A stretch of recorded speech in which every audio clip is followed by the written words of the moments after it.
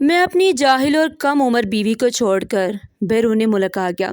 میں نے سوچا کہ جب وہ 18 سال کی ہو جائے گی تو میں اسے طلاق دے دوں گا، کیونکہ خالہ نے زبردستی اپنی بیٹی کی شادی مجھ سے کروا دی۔ میں 7 سال بعد واپس آیا اور اسے طلاق دینے لگا، مگر وہ میرے قدموں میں گر کر رونے لگی۔ وہ بولی مجھے طلاق نہ دے، میں ساری عمر آپ کی خادمہ بن کر رہوں گی، لیکن میں نے اس کی ایک نہ مانی اور اسے طلاق دے کر گھر سے نکال دیا۔ جاتے وقت وہ مجھے ایک کالی فائل پکڑا گئی۔ جیسے میں نے وہ فائل کھولی میرا دل ٹوٹ گیا۔ میرا ہمیشہ سے خواب تھا کہ میں کسی ماڈل جیسی خوبصورت حسین لڑکی کے ساتھ اپنی زندگی گزاروں۔ مجھے گھریلو اور پردہ کرنے والی لڑکیاں بالکل بھی پسند نہیں تھی، جو ہر وقت گھر کے کاموں میں مصروف رہتی ہوں، نہ انہیں باہر گھومنے پھرنے کا شوق ہو اور نہ ہی جدید زندگی گزارنے کا انداز معلوم ہو۔ میرا یہ خواب اس دن ٹوٹ گیا جب میری خالہ خوفناک روڈ ایکسیڈنٹ کا شکار ہوئی۔ ڈاکٹر نے صاف کہہ دیا تھا کہ اب ان کے بچنے کی کوئی امید نہیں رہی۔ میں خالہ کے سامنے کھڑا تھا۔ انہوں نے کمزور آواز میں مجھے اپنے قریب بلایا۔ ان کا ہاتھ کانپ رہا تھا اور جسم پر جگہ جگہ پٹیاں بندھی ہوئی تھی، مگر ان کی آنکھوں میں موت سے زیادہ اپنی بیٹی کے فیوچر کا خوف تھا۔ انہوں نے بڑی مشکل سے کہا، بیٹا، میرے مرنے کے بعد میری بیٹی علینا کا کیا ہوگا؟ میں فوراً ان کے قریب گیا اور کہا، خالہ آپ فکر نہ کریں، سب ٹھیک ہو جائے گا، میں ہوں نا۔ لیکن وہ جانتی تھی کہ صرف تسلی کافی نہیں۔ انہوں نے اپنی بیٹی علینا کو اشارے سے بلایا۔ وہ روتی ہوئی ان کے قریب آئی۔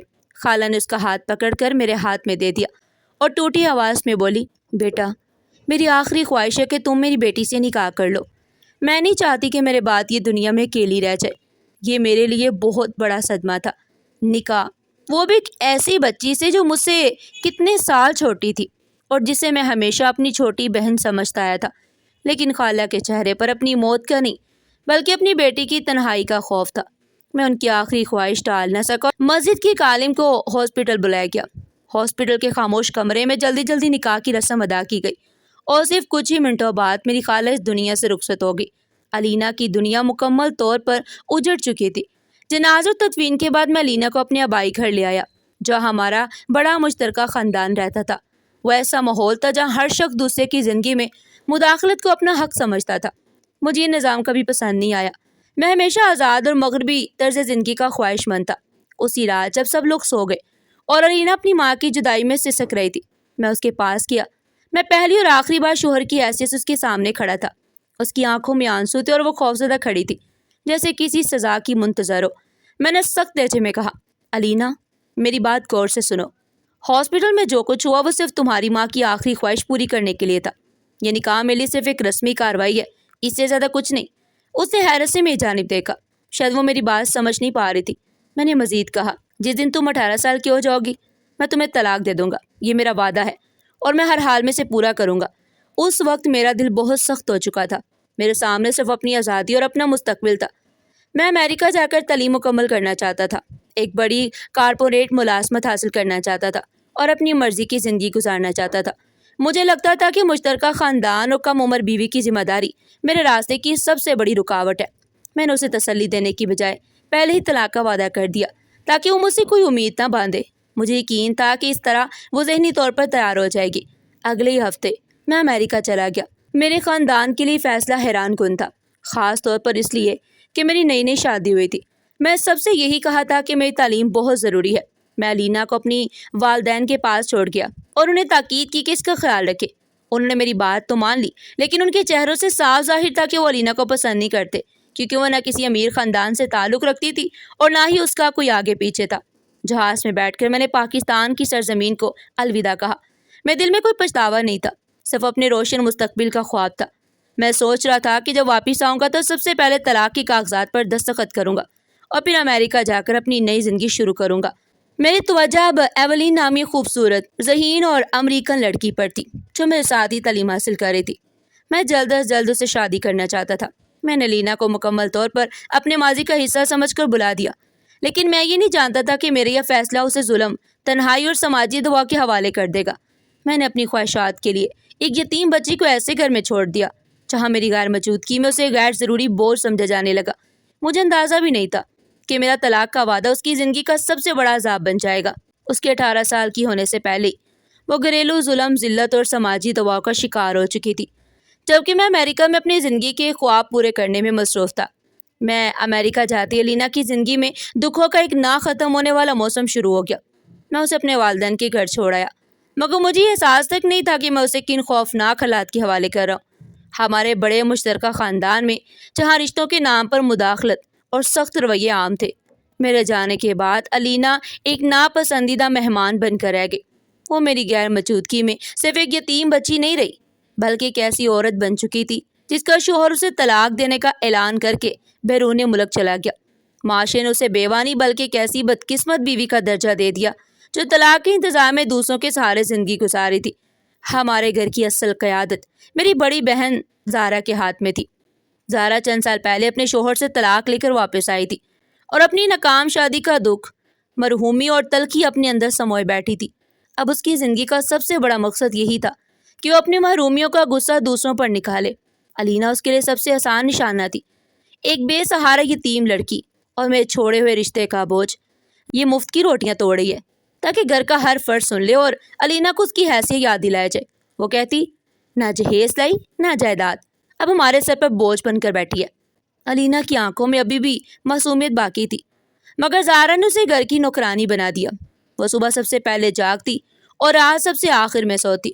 زارا نے اس کے رنگ برنگے کپڑے الماری سے نکال کر پھینک دیے اور اسے پرانے اور پٹے ہوئے کپڑے پہننے پر وہ طنزیہ انداز میں کہتی، خوبصورتی پر حق اسی کا ہوتا ہے جس کا کوئی مستقبل ہو۔ علینا سے گھر کے سب سے مشکل اور جسمانی مشقت والے کام کروائے جاتے، کپڑے دھلوانا، صحن صاف کروانا، بھاری برتن رگڑوانا اور ہر وہ کام جسے وہ تھک کر نڈال ہو جائے۔ حالانکہ گھر میں جدید سہولتیں موجود تھی، مگر زارا جان بوجھ کر اسے پرانے طریقوں سے کام کرنے پر مجبور کرتی تاکہ وہ زیادہ سے زیادہ تکلیف اٹھائے۔ سب سے بڑا ظلم اس کی تعلیم چھین لینا تھا۔ علینا ذہین تو پڑھنا چاہتی تھی، مگر زارا نے اس کا اسکول چھڑوا دیا۔ اس نے میرے والدین سے کہا، اسے پڑھا کر کیا کرنا ہے؟ آخر کار اسے طلاق لے کر نوکرانی ہی بننا ہے نا۔ اس کی کتابیں سے چھین لی گئیں، اسے گھر کے پچھلے حصے تک محدود کر دیا گیا، جہاں وہ سارا دن کام کرتی اور رات بھر خاموشی سے روتی رہتی۔ ہر آنے جانے والے کا اس پر طنز کرتا، کوئی کہتا اس کے باپ نے کچھ چھوڑا نہیں، ہم کیوں اس کا بوجھ اٹھائیں۔ میرے والدین بھی زارا کے سامنے بے بس تھے، بلکہ شاید وہ خود بھی اسے ایک اضافی ذمہ داری سمجھنے لگے، کیونکہ انہیں یقین تھا کہ میں واپس آ کر اسے طلاق دے دوں گا۔ زارا کا غصہ دراصل اس کی اپنی ناکام شادی کی تلخی، حسد کا نتیجہ تھا۔ وہ نہیں چاہتی تھی کہ اس گھر میں کوئی دوسری عورت سکون سے زندگی گزارے۔ ایک دوپہر جب علینا صحن کے قریب کنویں سے پانی بھر رہی تھی تو میرے چچا اس کے قریب آئے اور نازیبا انداز میں بولے، تمہارا شوہر تو امریکہ میں مزے کر رہا ہے اور تم یہاں اکیلی ہو۔ اس نے لینا کو ہراساں کرنے کی کوشش کی، مگر وہ خوف زدہ ہو کر وہاں سے بھاگ گئی۔ جب اس نے ہمت کر کے یہ بات زارا کو بتائی تو انصاف کرنے کی بجائے زارا نے الٹا اسی کو قصوروار ٹھہرا دیا۔ اسے سب کے سامنے لینا کو بری طرح مارا پیٹا اور چیخ کر بولی، ضرور تم نے ہی اسے اشارے دیے ہوں گے، تمہارا دل کالا ہے اسی لیے تمہارا شوہر بھی تمہیں چھوڑ کر چلا گیا۔ علینا روتی رہی، اپنی بے گناہی کی قسمیں کھاتی رہی، مگر کسی نے اس کی بات پر یقین نہیں کیا۔ اس جھوٹے الزام کے بعد اسے پہلے سے بھی زیادہ ذلت، نفرت اور ظلم کا سامنا کرنا پڑا۔ اس واقعے نے اس کی معصومیت ہمیشہ کے لیے چھین لی۔ وہ خوف اور خاموشی کی تصویر بن گئی، اس کے چہرے کی رونق مانند پڑ گئی اور اس کی آنکھوں میں ہمیشہ ایک انجانا سا ڈر رہنے لگا۔ دوسری جانب میں امریکہ میں ایولین کے ساتھ اپنی نئی محبت اور نئے خوابوں میں مگن تھا۔ مجھے اس بات کا ذرا بھی احساس نہیں تھا کہ میری بیوی کن تکلیفوں سے گزر رہی ہے۔ میری خود غرضی، میری لاپرواہی اور اپنے فرد سے فراری نے اسے سماجی ظلم کے حوالے کر دیا۔ علینا کے لیے وہ گھر اب پناہ گاہ نہیں بلکہ قید خانہ بن چکا تھا، جہاں اس کے ہر قدم اور ہر لفظ پر نظر رکھی جاتی۔ یہ سلسلہ کئی برس تک چلتا رہا، یہاں تک کہ میں اپنا طلاق کا وعدہ پورا کرنے کے لیے واپس آنے کا فیصلہ کر بیٹھا۔ ان تمام برسوں میں امریکہ میں اپنے خوابوں کو حقیقت میں بنانے میں مصروف تھا۔ میری ملاقات ایولین سے ہوئی، جو ایک بااعتماد، خود مختار، نہایت خوبصورت آرکیٹیکٹ تھی۔ اس کی شخصیت میں وہ سب کچھ تھا جسے میں اپنے روشن مستقبل کا حصہ سمجھتا تھا۔ ہم بہت جلد ایک دوسرے کے قریب آ گئے اور میرا ارادہ تھا کہ میں اسے شادی کر کے ہمیشہ کے لیے امریکہ میں آباد ہو جاؤں۔ اب میرے منصوبے میں صرف ایک رکاوٹ باقی تھی اور وہ تھی علینا۔ میں نے ایک شام اپنے والد کو فون کیا اور کہا، والد صاحب اب وقت آ گیا ہے کہ علینا کو طلاق دے دی جائے۔ میری بات سن کر وہ خاموش ہو گئے اور بولے، بشیر تم یہ کیا کہہ رہے ہو؟ یہ تمہاری مرحومہ خالہ کی آخری خواہش تھی۔ میں نے سخت لہجے میں جواب دیا، میرے لیے اب اس خواہش کی کوئی حیثیت نہیں۔ میں ایولین سے شادی کرنے جا رہا ہوں اور اس بے معنی رشتے کو مزید نہیں رکھ سکتا۔ میرے والد نے آہ بھرتے ہوئے کہا، بیٹا پاکستان کی قانون و خاندانی طریقہ کار کے مطابق تمہیں خود آ کر طلاق کی کارروائی مکمل کرنا ہوگی، صرف فون پر یہ کام نہیں ہو سکتا، تمہیں ایک دفعہ پاکستان آنا ہی پڑے گا۔ میں نے ایک لمحے کے لیے بھی یہ نہیں سوچا کہ الینا پر ان برسوں میں کیا گزری ہوگی۔ میرے ذہن میں صرف یہی تھا کہ جلد از جلد طلاق کا معاملہ ختم ہو جائے۔ میرے دل میں اس کے لیے نہ کوئی ہمدردی تھی نہ پشیمانی، وہ میرے صرف ایک ایسی رکاوٹ تھی جسے راستے سے ہٹانا ضروری تھا۔ میں نے ایولین کو بھی حقیقت نہیں بتائی، بلکہ صرف اتنا کہا کہ پاکستان میں ایک اہم خاندانی جائیداد کا معاملہ ہے جسے نپٹانے کے لیے میری موجودگی ضروری ہے۔ ایولین نے میری بات پر یقین کر لیا اور جلد واپسی کی امید کے ساتھ مجھے رخصت کر دیا، جبکہ میرے دل میں الینا کے لیے کوئی جگہ باقی نہیں رہی تھی۔ وہ میرے لیے صرف کاغذ پر قائم ایک رشتہ تھا جسے ختم کرنا ضروری تھا۔ کئی سالوں بعد میں نے پاکستان کی سرزمین پر قدم رکھا۔ میرے ذہن میں صرف ایک ہی منصوبہ تھا، الینا کو طلاق دینا، رشتہ داروں سے رسمی ملاقات کرنا اور جتنی جلدی ممکن ہو دوبارہ امریکہ واپس چلے جانا۔ ایئرپورٹ سے گھر تک کا سفر مجھے اپنی آزادی کی آخری سیڑھی محسوس ہو رہا تھا۔ میں ٹیکسی ڈرائیور سے کہا کہ گاڑی تیز چلائے، کیونکہ میں یہ معاملہ جلد از جلد ختم کرنا چاہتا تھا۔ میرے ہاتھ میں ایولین اور اپنے دوستوں کے لیے امریکہ سے لائے گئے قیمتی تحائف تھے، جو میری نئی زندگی اور نئے مستقبل کی علامت تھے۔ جب میری ٹیکسی گھر کے سامنے رکی تو میں نے ایک کرایہ ادا کیا اور گھر کے دروازے کی طرف بڑھا۔ میں نے ابھی دروازے کو چھوا ہی تھا کہ اندر سے ایک دل دہلا دینے والی چیخ نے میرے قدم وہیں روک دیے۔ یہ کوئی عام رونے کی آواز نہیں تھی، بلکہ شدید جسمانی تکلیف اور بے بسی سے بھری ہوئی چیخ تھی، ایسی چیخ جسے سن کر کسی کا بھی دل کانپ جائے۔ وہ آواز مجھے جانی پہچانی محسوس ہوئی، مگر اتنی دردناک تھی کہ میرا ذہن اسے قبول نہیں کر پا رہا تھا۔ میرے ہاتھوں میں امریکہ سے لائے ہوئے تحائف، میرا لیپ ٹاپ اور ایولین کے لیے لائی ہوئی پرفیوم کی شیشی سب زمین پر گر کر بکھر گئے۔ مجھے سمجھ نہیں آ رہا تھا کہ اندر کیا ہو رہا ہے، مگر میرا دل زور زور سے دھڑکنے لگا۔ میں نے فوراً دروازہ کھولا جو اندر سے بند نہیں تھا اور تیزی سے اندر داخل ہوا۔ میرے سامنے ایک خوفناک منظر تھا۔ صحن میں میری اپنی بڑی بہن زارا ایک نوجوان لڑکی پر بے رحمی سے تشدد کر رہی تھی۔ اس کا چہرہ غصے سے سرخ تھا اور وہ اس لڑکی کو بالوں سے پکڑ کر گھسیٹ رہی تھی۔ وہ چیخ رہی تھی، اب 18 سال کی ہو گئی ہو نا، اب طلاق کا انتظار بھی کرو، یہ سب بھی سہو۔ میں ایک لمحے کے لیے ساکت رہ گیا، پھر میں نے اس لڑکی کے چہرے کو غور سے دیکھا۔ وہ کمسن بچی نہیں رہی، بلکہ جوانی کی دہلیز پر کھڑی ایک زخمی لڑکی تھی۔ وہ الینا تھی، میری چھوڑی ہوئی الینا، جس کی زندگی میرے جانے کے بعد ظلم کی داستان بن چکی تھی۔ میرے قدموں تلے سے زمین نکل گئی اور میں سارے امریکی خواب ایک لمحے میں ٹوٹ کر بکھر گئے۔ میں سکتے میں کھڑا تھا۔ سامنے الینا ایک زخمی جوان عورت کی صورت میں موجود تھی، جسے میری اپنی بہن بے دردی سے مار پیٹ رہی تھی۔ اس کا چہرہ آنسوؤں، پسینہ اور تکلیف سے شرابور تھا۔ زارا اس کے بال کھینچ رہی تھی اور اسے مسلسل اس کے چہرے پر تھپڑ مار رہی تھی۔ ہر تھپڑ کی آواز میرے دل پر ہتھوڑے کی طرح لگ رہی تھی۔ وہ غصے میں چیخ رہی تھی، تم نے میرے بیٹے کی کتابیں کیوں پھاڑی؟ تم منحوس ہو، تم نے اس کی پڑھائی خراب کر دی۔ میں نے فوراً آگے بڑھ کر زارا کا ہاتھ پکڑا اور زور سے کہا، یہ کیا کر رہی ہو زارا؟ کہ تم پاگل ہو گئی ہو؟ اس نے چونک کر میری طرف دیکھا، اس کے چہرے کا رنگ اڑ گیا۔ اس نے جھٹکے سے اپنا ہاتھ چھڑایا، اپنے کپڑے ٹھیک کیے اور مصنوعی مسکراہٹ کے ساتھ بولی، ارے بھائی آپ آ گئے، ہمیں تو آپ کے آنے کی امید ہی نہیں تھی۔ پھر اس نے فوراً لہجہ تبدیل کر لیا، یہ لڑکی بہت نافرمان ہو گئی ہے، سارا دن کام سے جی چراتی ہے اور اب میرے بیٹے کی پڑھائی بھی خراب کر رہی ہے۔ میں تو صرف اسے سمجھا رہی تھی۔ اس کی یہ جھوٹی صفائی سن کر مجھے شدید نفرت محسوس ہوئی۔ میں نے اس کی جانب دیکھنا بھی گوارا نہیں کیا اور الینا کے قریب کیا۔ اس کا پورا وجود کانپ رہا تھا، سانسیں بے ترتیب تھی اور چہرے پر تشدد کے واضح نشانات تھے۔ اس کی آنکھوں میں برسوں کے ظلم کا خوف تھا اور ایسی بے بسی تھی جو طویل انتظار کے بعد جنم لیتی ہے۔ اس نے مجھے پہچان لیا، مگر اس کی آنکھوں میں نہ خوشی تھی، نہ شکوہ، نہ کوئی امید۔ اس نے خاموشی سے اپنے آنسو صاف کیے اور مضبوط لہجے میں کہا، آپ طلاق دینے آئے ہیں نا؟ میں تیار ہوں، آپ اپنا کام مکمل کریں۔ اس کے الفاظ میں دل میں تیر کی طرح اتر گئے۔